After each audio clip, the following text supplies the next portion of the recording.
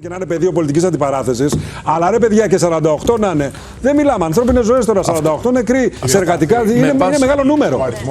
Να τώρα το παιδί. 24 του 2025, όπως και να το δει κανείς, αλλά η διαφορά στους αριθμούς, για να μην νομίζει ο κόσμος ότι τρελαθήκαμε όλοι και λέμε διαφορετικούς αριθμούς. 85 κόμματα, σε πιο πολλά είναι τόσο καλύτερο, παιδί.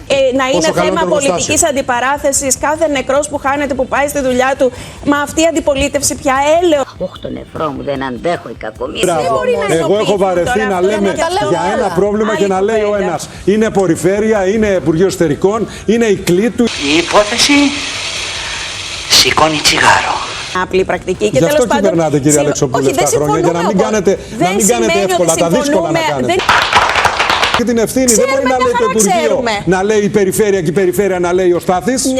Μια χαρά ξέρουμε ποιος κάνει τι. Κάπου την πάει τη δουλειά, μαλάκι να πω. Εκμετάλλευση λέτε για τους άλλους. Μα ο ορισμός της πολιτικής εκμετάλλευσης, περίπου χαίρονται να χάνονται άνθρωποι για να έχουν κάτι να πούν.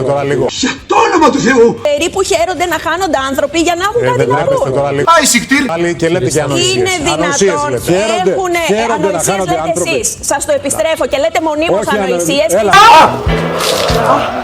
Αυτό. Εμείς σκύβουμε το κεφάλι. Είναι δυνατόν να έχουμε πολιτική αντιπαράθεση για 5 γυναίκες που αυτή τη στιγμή τα παιδιά τους έχουν μείνει ορφανά. Χάρη που μου έδωσε η Ελένη Τριέρια μυστικά, αλλιώς θα σε κοβαφέτε. Και η έκφραση ότι τα κόμματα της αντιπολίτευσης χαίρονται για τους νεκρούς. Μα το βλέπετε, μα δεν το λέω εγώ το περιγράφω. Αν μου επιτρέπετε, είναι βαριά κουβέντα. Να και ένας λογικός άνθρωπος. Το κάνουν, το ξέρουν καλά, κύριε Χριστίδη. Να ανακαλέσει όπως έκανε για τις αμβλώσεις. Ναι, καλά, ό,τι θέλω λέω. Όταν σας καλέσει ο εισαγγελέας. Στους εξυπνακισμούς, όχι σε εμάς εδώ. Έχετε μάθει με εξυπνακισμούς και καλά να πολιτεύεστε, γι' αυτό την επόμενη φορά δεν θα είστε καν στη Βουλή. Η υπόθεση σηκώνει τσιγάρο. Γίνεται δυστύχημα στη χώρα και ψάχνουμε να βρούμε αν φταίει ο Μητσοτάκης. Σε λίγο θα ψάχνουμε να βρούμε αν φταίει ο Μητσοτάκης και για δυστυχήματα που γίνονται εκτός χώρας. Αλλά εφόσον ήρθες, πέταξε με σε παρακαλώ μέχρι το αεροδρόμιο. Όλες οι τραγωδίες φταίει η πολιτική ηγεσία. Μα είναι δυνατόν. Δεν κυβερνάει άλλος, ο Μητσοτάκης κυβερνάει. Δεν είπε κανείς ότι κυβερνάει άλλος. Όλα μου πάνε γλουσουζά στην γλουσουζά. Είναι μία από τις 4 χώρες της Ευρώπης που καταγράφει το χαμηλότερο ποσοστό εργατικών ατυχημάτων με βάση και τη μέτρηση αυτή. Ας το πιστέψω. Λένε 201 και λέει η κυβέρνηση 45-47. Να πούμε ανά χρονιά, ξέρω εγώ πόσο είναι. Λείπουν 150.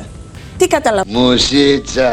Και μακάρι να μην φαντάζομαι, εγώ θα πω κάτι. Φαντάζομαι δεν χαίρεστε στους αντιπολίτες όταν υπάρχουν νεκροί. Φαντάζομαι. Όχι ποτέ. Δεν χαίρεται η αντιπολίτευση. Σας παρακαλώ, λέει ότι λέει ανοησίες τώρα ο κύριος Καραμέρος που βγαίνει στις τηλεοράσεις και κάνει τον ταπόζο.